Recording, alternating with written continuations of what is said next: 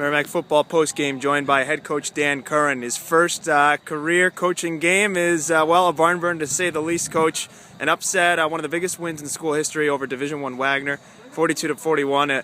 A thrilling game to say the least, Coach, and congratulations, your first coaching victory. Chris, I appreciate that. I mean, it was obviously a good way to start, and it was a barn burner back and forth, but I'm so proud of our kids. You know, we talked about starting fast and letting these guys know they're in for a dogfight, and the good thing about it was to see how resilient they were.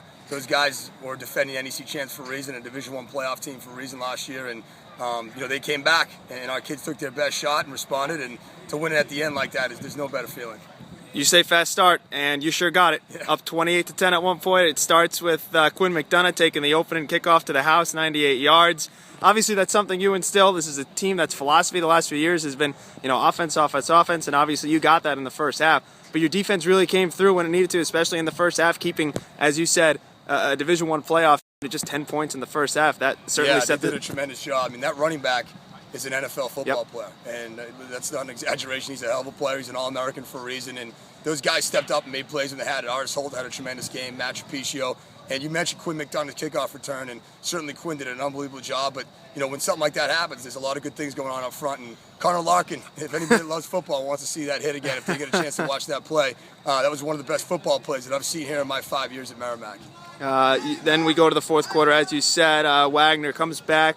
Merrimack gets ahead. Wagner comes right back, but this team bent but did not break. And then that final drive, it was certainly one for the ages, Coach. It was a great one. Yeah, I mean, we talk. That's what we pride ourselves on: being physically, mentally tough, being relentless, and being resilient. At the end of the day, I think the thing that gave us the edge is I think we wanted a little bit more, and that's not a knock on Wagner. It just talks a little bit about the types of kids we have in Merrimack.